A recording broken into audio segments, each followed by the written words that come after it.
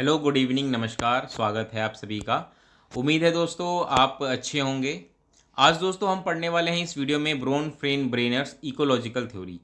Brown फ्रेन brainer की theory काफ़ी important है। सोशल डेवलपमेंट में इन्होंने बता रखा है कि बच्चा कैसे अपने इन्वायरमेंट के डिफरेंट फैक्टर्स के साथ बच्चा इंटरेक्ट करता है और अपना सोशल डेवलपमेंट करता है। तो इनकी theory social development point of view से बहुत इंपॉर्टेंट है। और इसमें जैसा कि आप यहाँ इस तस्वीर में भी देख सकते हैं कि इन्होंने डिफरेंट डिफरेंट फैक्टर्स बताए थे कि बच्चे का जो सोशल इन्वायरमेंट होता है वो कैसे अलग अलग फैक्टर्स में बटा होता है और वो बच्चे को अफेक्ट करता है, जिसको कि अभी हम डिटेल में समझेंगे और कवर करेंगे।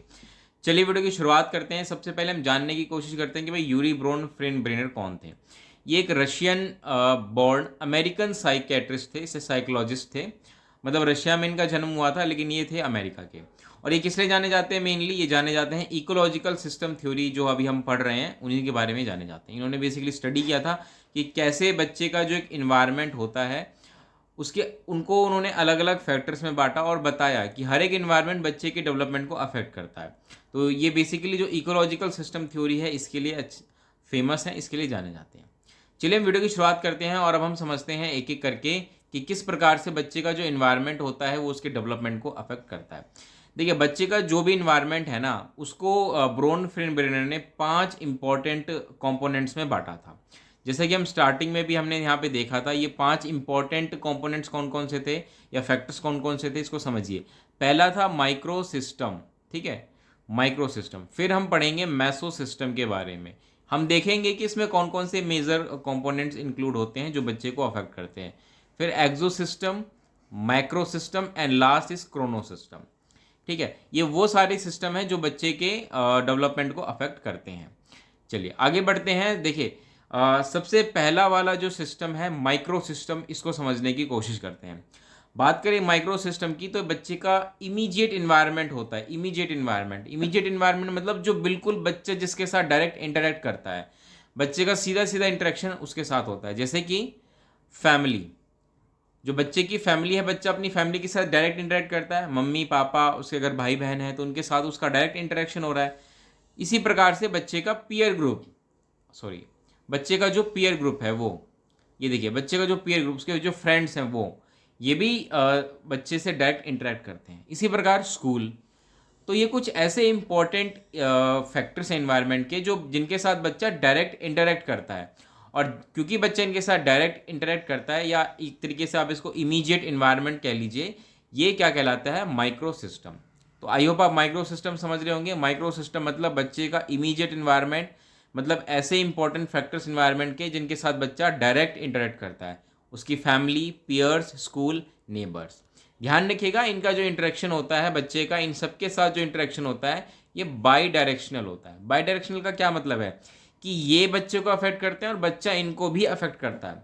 इसको एग्जाम्पल से समझने की कोशिश करते हैं कि मान के चलिए एक फैमिली में एक बच्चा अगर अच्छे नेचर का है, उसका स्वभाव अच्छा है, बड़ों की बात मानता है, तो बच्चा अपनी फैमिली से तो इंटरेक्ट कर रहा है तो अफेक्ट होगा ही, लेकिन पेरेंट्स भी ऐसे बच्चों के साथ खुश रहते हैं, उनका ध्यान उन पर ज़्यादा जाता है। लेकिन ऐसा बच्चा जो बहुत ज़्यादा शरारती है, बहुत ज़्यादा परेशान करता है, तो पेरेंट्स क्या होते हैं? चिड़चिड़े हो जाते हैं, बहुत ज़्यादा स्ट्रिक्ट हो जाते हैं बच्चे के ऊपर, और इससे बच्चे के डेवलपमेंट पे असर पड़ता है। तो यहाँ से हमें बाय डायरेक्शनल देखने को मिल रहा है बच्चे का इंटरेक्शन उसकी इमीडिएट इन्वायरमेंट के साथ। चलिए आगे बढ़ते हैं, बात करते हैं मैसो सिस्टम की। मैसो सिस्टम जो कि सेकेंड लेयर है, इसमें क्या होता है, इसमें समझने की कोशिश करिए। इसमें जो इंपॉर्टेंट चीज़ें होती हैं वही होता है कि इसमें बच्चे का इंटरेक्शन होता है, लेकिन किसके साथ?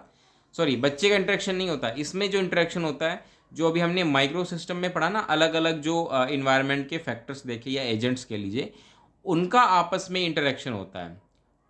Interaction between various agents of immediate environment of child. ठीक है, तो जैसा कि अभी हमने देखा, इमीडिएट इन्वायरमेंट का मतलब क्या है? बच्चे की फैमिली, उसका पीयर्स एंड स्कूल। इसी प्रकार से और भी चीज़ें होती हैं। तो इनका आपस में इंटरेक्शन, ठीक है, इनका आपस में इंटरेक्शन किसका आपस में?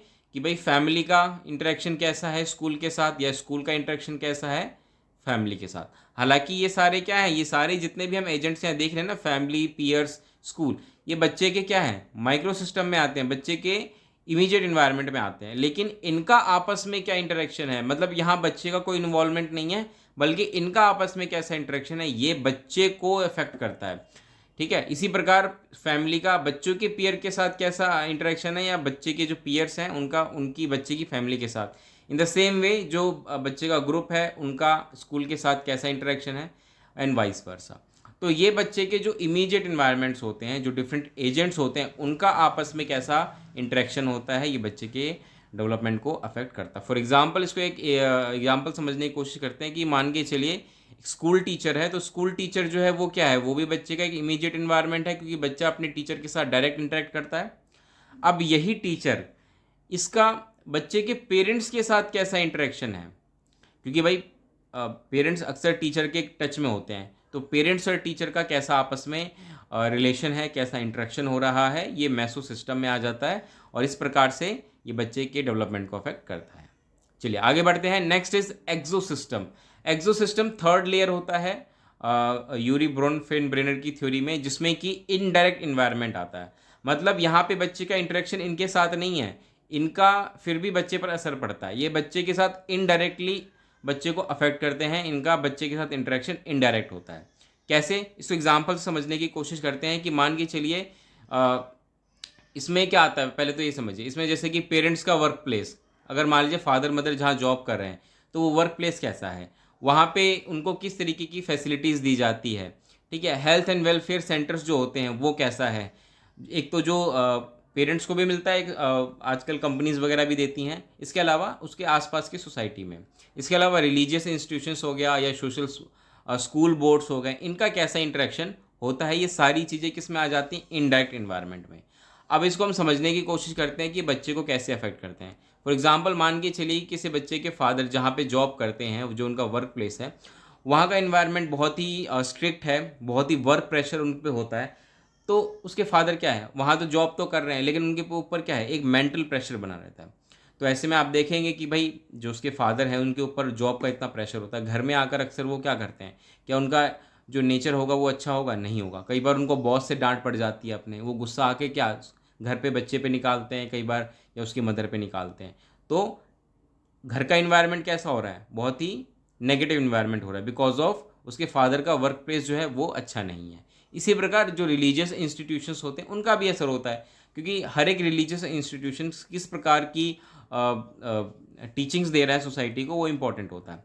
Health and welfare centres important होते हैं, क्योंकि इसके द्वारा बच्चे के जो फैमिली है उसके हेल्थ पे उसका असर देखने को मिलेगा कि किस प्रकार का वेलफेयर और हेल्थ सिस्टम है वहाँ आसपास। जैसे अमेरिका में बहुत अच्छा हेल्थ केयर सिस्टम होता है, वहीं इंडिया की हम बात करें तो यहाँ का हेल्थ केयर सिस्टम इंफ्रास्ट्रक्चर इतना अच्छा नहीं है।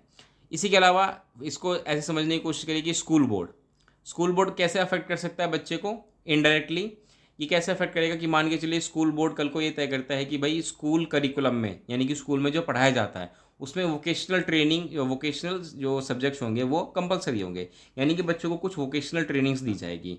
तो अब यहाँ पे आप क्या देखेंगे कि बच्चे में अब नए नए वोकेशनल स्किल्स डेवलप होंगे। तो ये बच्चे को अफेक्ट कर रहा है ना, बिकॉज ऑफ स्कूल बोर्ड ने ये फैसला लिया कि बच्चे के करिकुलम में ये चीज़ें इंक्लूड की जाएंगी। तो इस प्रकार से आपने देखा ना कि कैसे ये बच्चे को इनडायरेक्टली अफेक्ट करते हैं। स्कूल बोर्ड ने करिकुलम बनाया, वो करिकुलम स्कूल में इम्प्लीमेंट किया गया और फिर वो बच्चे को अफेक्ट करेगा। तो ये कुछ इस प्रकार के इम्पॉर्टेंट फैक्टर्स होते हैं इन्वायरमेंट के, जो बच्चे को इनडायरेक्टली अफेक्ट करते हैं, और ये सब किस में आते हैं, एक्सो सिस्टम में आते हैं। चलिए आगे बढ़ते हैं।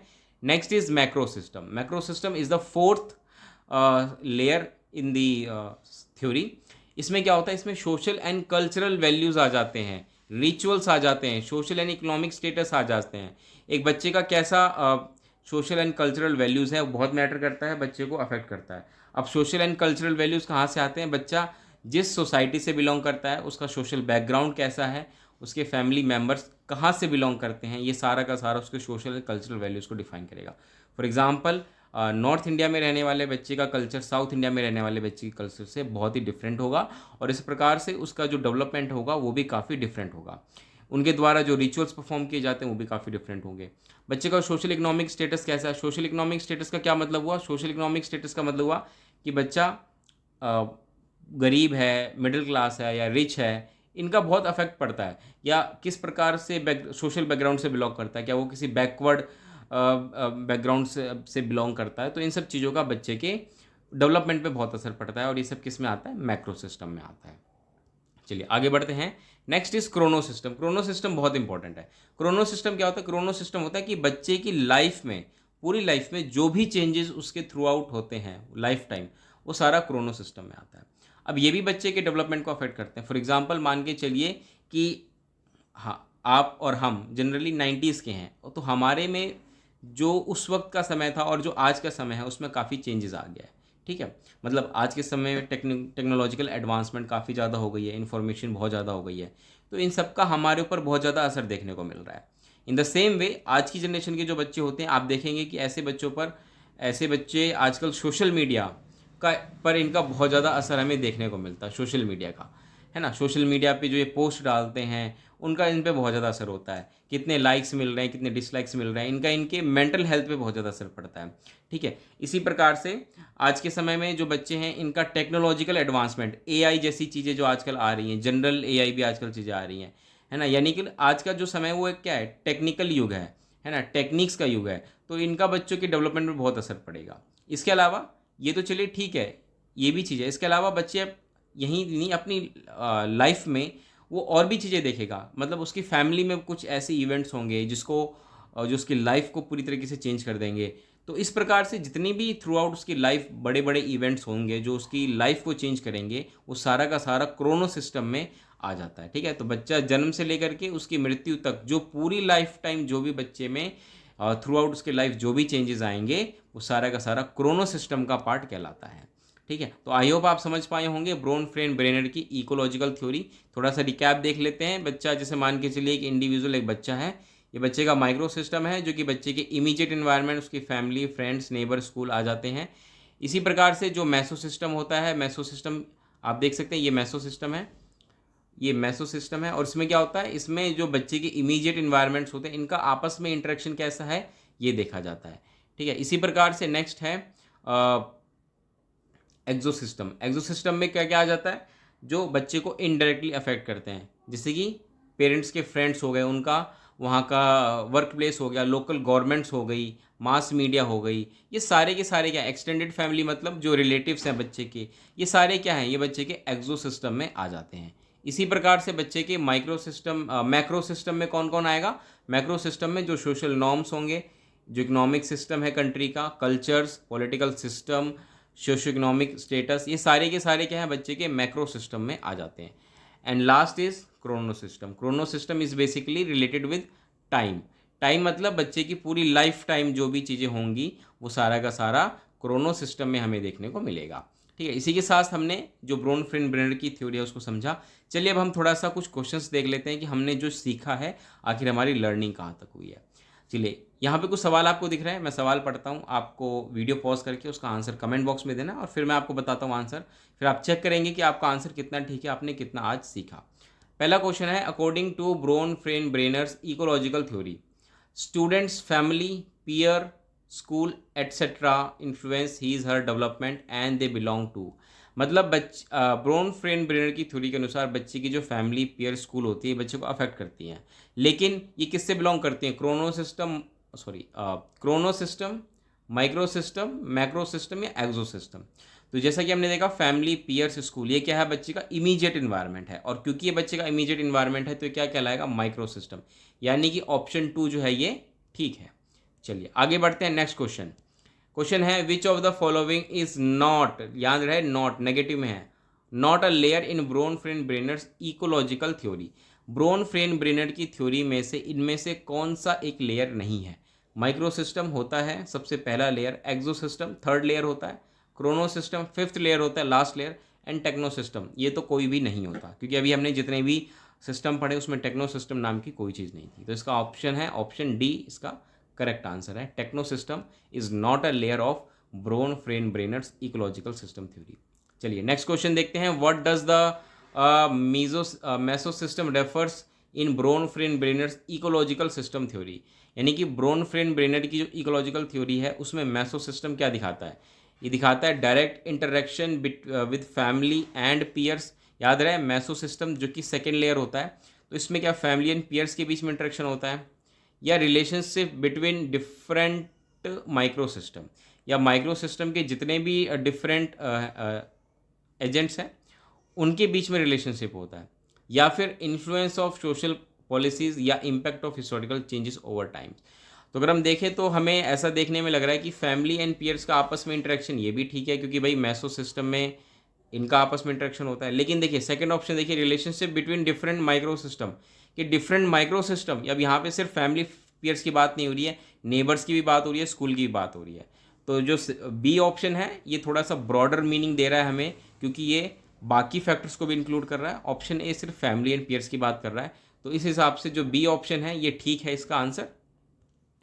चलिए नेक्स्ट क्वेश्चन है, इन Bronfenbrenner's theory the एक्सोसिस्टम consist of. ब्रोन-फ्रेन-ब्रेनर की थ्योरी में जो एक्सोसिस्टम है उसमें क्या क्या आता है। एक्सोसिस्टम थर्ड लेयर है, आपको ध्यान होगा। चलिए ऑप्शन देखते हैं एक बार जरा। क्या immediate environment such age home and school, क्या इमीडिएट इन्वायरमेंट आता है? नहीं, इमीडिएट इन्वायरमेंट तो हमें ध्यान होगा माइक्रो सिस्टम में आता है। Interaction between a person's various micro system, micro system के जो जितने भी अलग अलग एजेंट्स होते हैं उनका आपस में इंटरेक्शन, ठीक है। तो क्या ये सही है? नहीं, ये एक्सो सिस्टम का पार्ट नहीं है। ये किसका पार्ट है? ये मेसो सिस्टम का पार्ट है।